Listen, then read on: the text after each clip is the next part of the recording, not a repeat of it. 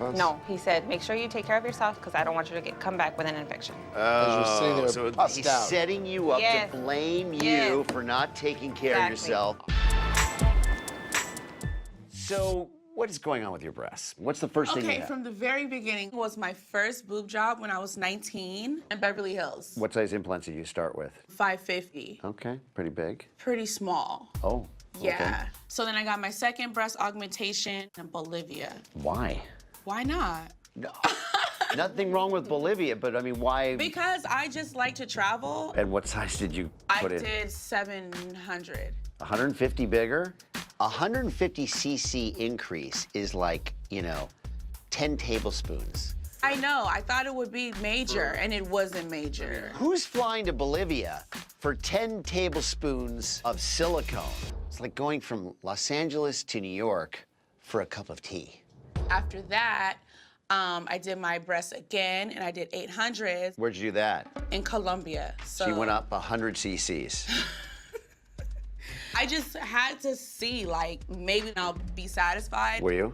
No. Okay. And then just over the years, it just looks like my areolas are two different shapes, which is so embarrassing. Right. And I want them done again. I need hella more. Well, how can you get bigger than 800 cc's? You can make them. Make big silicone implants. Yes, you guys have the connection. I was always a happy person and everything. I have a very close family, and I thought I was normal. But in high school, I think it was sophomore year, I took a weight training class and I just developed a love for it. And it's kind of like a high. Like, I love to be in the gym. I love lifting weights. And that's when I started noticing that my right side was growing muscle and then my left side wasn't catching up at all. My mom had taken me to the doctor just to see exactly what was going on, and the doctor told me that I had Pullum syndrome. At that time, my aunt had mentioned that there was a doctor in Mexico. He had done work on another relative, breast implants, and she said he was a really great doctor, and then I was really anxious just to get it done, and it was gonna be like maybe half the cost. And once we got there, he said it'd be $3 grand and then everything would be good and whatnot. So I was just like, okay, let's do this. They started like putting some drugs in me and whatnot, and I instantly fell asleep. I woke up the next day, I believe, and I was just super sick. Like, there was this random nurse lady. She didn't speak English, so she was just holding a bucket in front of me. I'm just throwing up everywhere. That moment, I pretty much was like, okay, this is the end of the road for me. I can't believe I came to Mexico to die.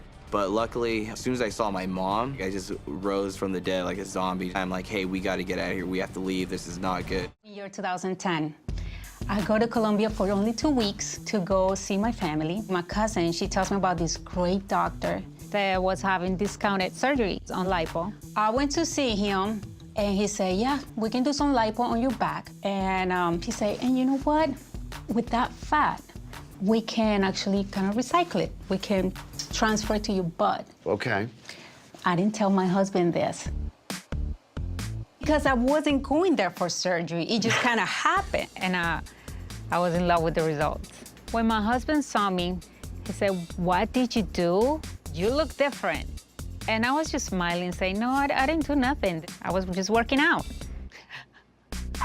But then, 2014, I started feeling this, felt like pebbles. Sitting down, it was uncomfortable. It pinched me. Okay. And that's when I told my husband. Yeah. My husband is freaking out. What? But when did you did the fat transfer? You never told me about this. So I go to Colombia and I go see this doctor. He said that it was, in fact, that was silicone. And on the MRI, it's showing it's all over my butt. What did he tell you? We had to take it out immediately. Okay. He said, you're lucky. This can kill you. You don't want to mess with injected silicone. It can cause massive recurrent bumps, lumps called granulomas. When that happens, this could damage the tissue. It can get in your blood supply. It can cause a clot. It can kill you. I go in surgery about 3 days later. Okay. So he's making a big incision, one side to the other. God, okay. And then he's taking all the fat. Removing fat with silicone From this, in it. yeah, right. I come out from surgery, I was shocked. Yeah, Flat. He took your buttock away. completely, he removed it. He mutilated me. He said, just wait about 6 months to a year, and you're gonna have to come back, and we'll do a reconstruction. I didn't have enough fat, I was very slim. He said, we're gonna have to go with Implants. implants. Okay.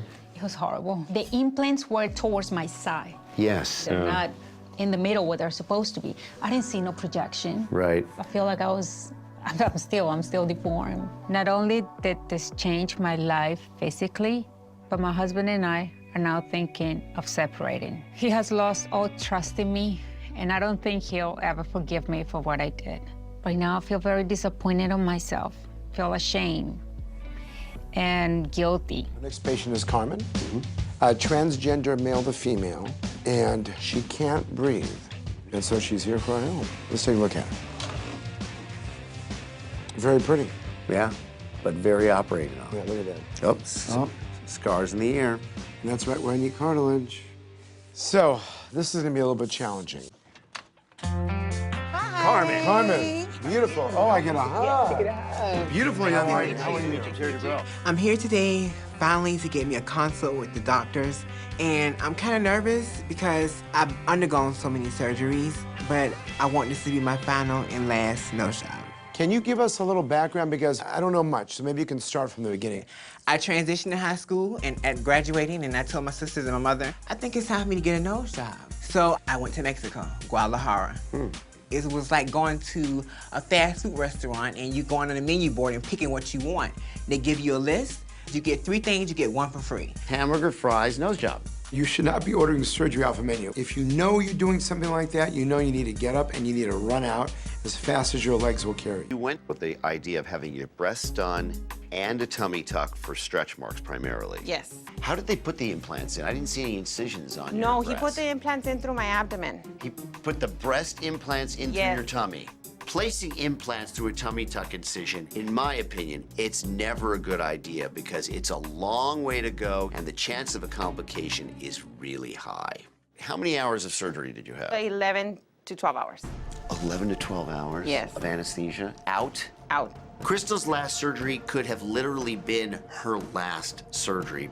8 hours is the time when risks start to go up of anesthesia complications and difficulties from prolonged recovery. So the next day, the nurse wakes me up and she says, shower time. Showered you the next day? They showered me the next day. There you go. In There's one of the reasons why you have cold infection. water. Within 24 hours, they washed you off in fresh wounds. Contaminated, just automatically. Wow. So you developed an infection. Yes. Infection, yeah. But when he saw that pus, he didn't say anything about all that pus? No, he said, make sure you take care of yourself because I don't want you to come back with an infection. As you're sitting there So pussed he's out. setting you up Yes. to blame you Yes. for not taking care of Exactly. yourself. I told you to take care of yourself. The day of the surgery, and I'm not joking about this, they both came in with like a really big block of ice. I was there probably an hour lying there with the ice. That's an automatic burn after 15 minutes.